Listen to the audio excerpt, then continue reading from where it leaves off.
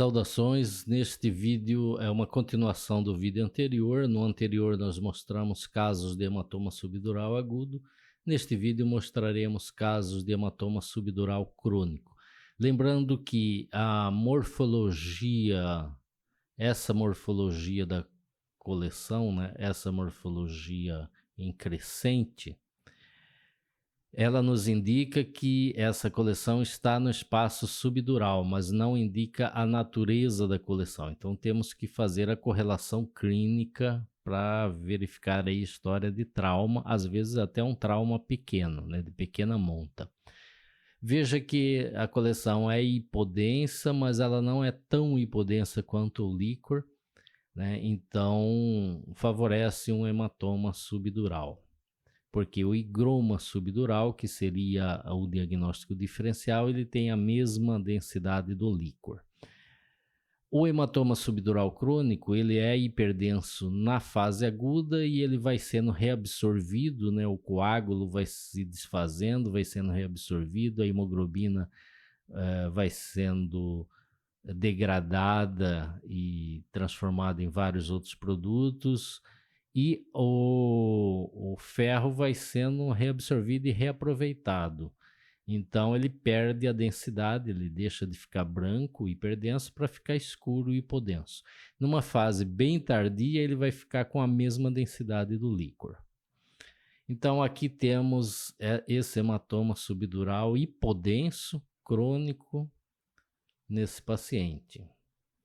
Aqui nós temos uma outra coleção extradural, né, no espaço subdural aí, que tem alguns septos, algumas traves aí, algumas loculações. É um hematoma subdural crônico. Isso é bastante frequente a gente encontrar alguns septos no interior do hematoma subdural crônico.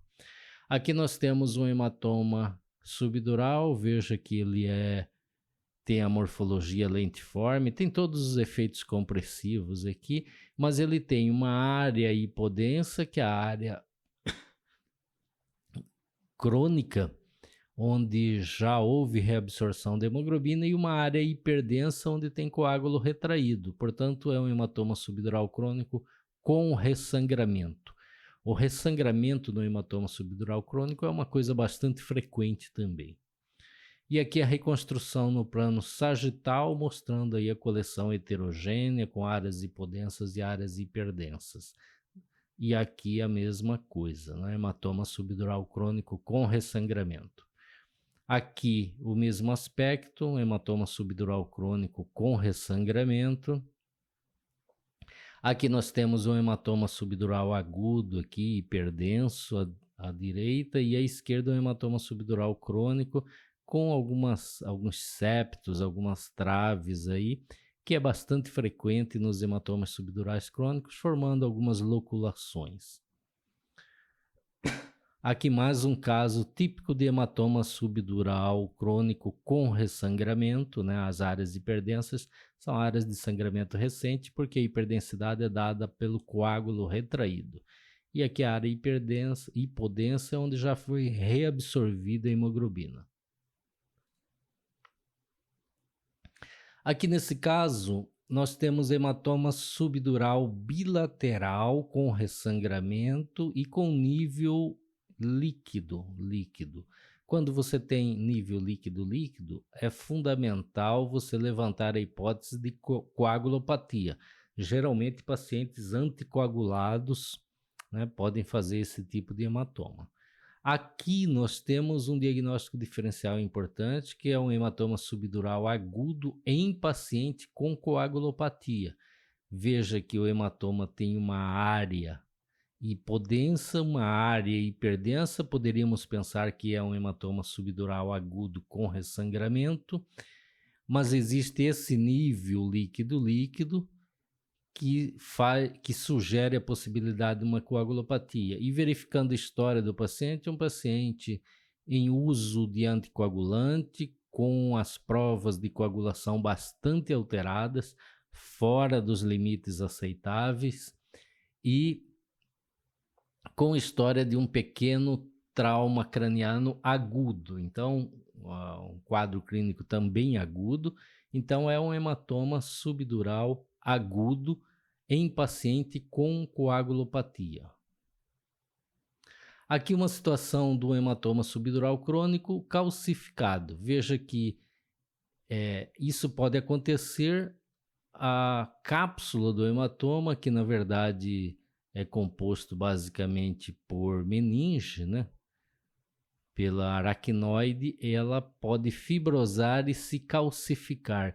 E aí a coleção, né, o hematoma reabsorvido, que sobrou do hematoma, né, a coleção que fica, ela fica encapsulada por essa capa de calcificação. Então, hematoma subdural crônico calcificado. Veja aqui, casos de hematoma subdural crônico bilateral calcificado, aqui um paciente com hidrocefalia, nós temos inclusive um catéter de derivação ventrículo-peritoneal. Esses pacientes com hidrocefalia drenados, que têm uma redução volumétrica importante do parênquima encefálico, eles estão muito propensos a desenvolver hematomas subdurais crônicos e pode até calcificar. Veja aqui um outro caso de hematoma subdural crônico calcificado bilateral, né? Então, um aspecto aí bastante típico dessa entidade. Ok? Então, neste vídeo, o objetivo era mostrar aí casos de hematoma subdural crônico. Mostramos o hematoma subdural crônico simples, o hematoma subdural crônico com ressangramento, o hematoma subdural crônico calcificado e também hematoma subdural crônico em pacientes com coagulopatia e o diagnóstico diferencial aí com hematoma subdural agudo em pacientes anticoagulados. Ok? No vídeo seguinte mostraremos casos de hematoma subdural subagudo ou isodenso, que é uma situação extremamente perigosa, difícil fazer o diagnóstico. Neste vídeo era isso, obrigado e até o próximo.